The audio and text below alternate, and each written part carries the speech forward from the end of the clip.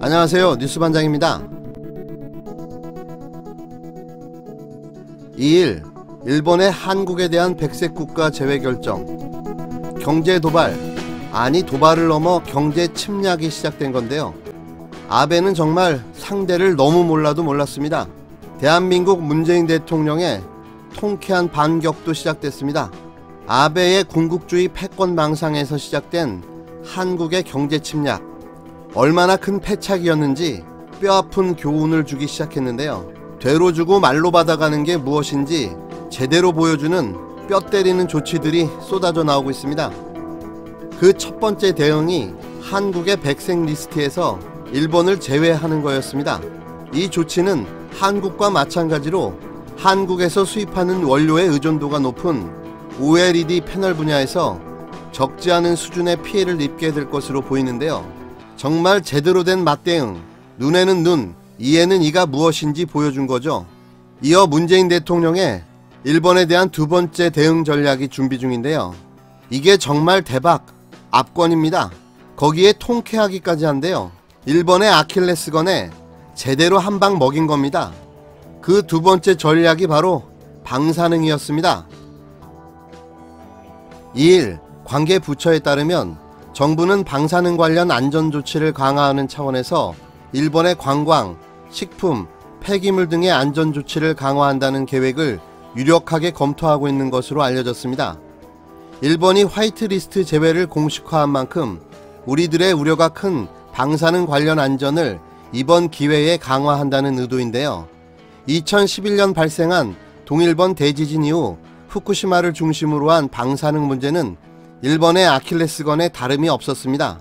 또 우리 정부도 일본을 백색 국가에서 제외하는 방안과 관련한 내부 검토에 들어간 것으로 전해졌습니다.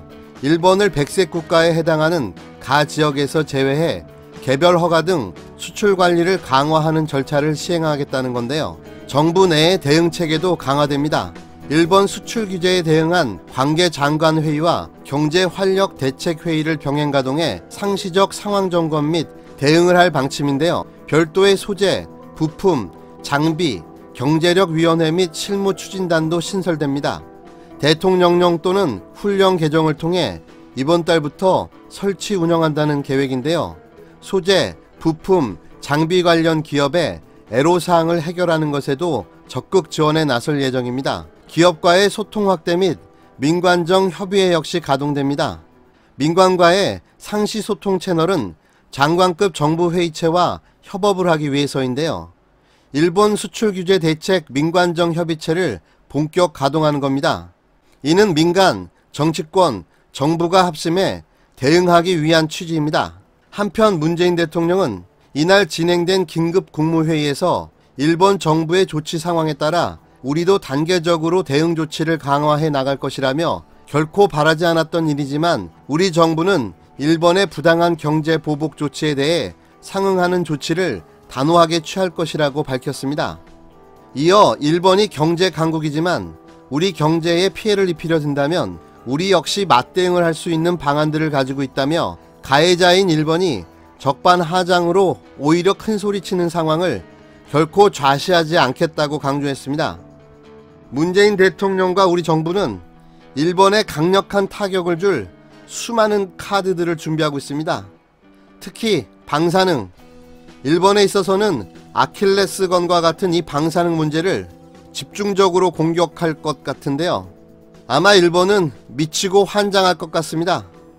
특히 일본 도쿄 올림픽을 방사능 올림픽으로 규정하고 공식적인 참석 불가, 보이콧을 하는 초강력 카드를 날리게 될 경우 일본이 입게 될 피해는 상상 그 이상으로 예상됩니다. 한국을 너무 만만하게 본 일본, 땅을 치며 대성통곡하게 될 것입니다.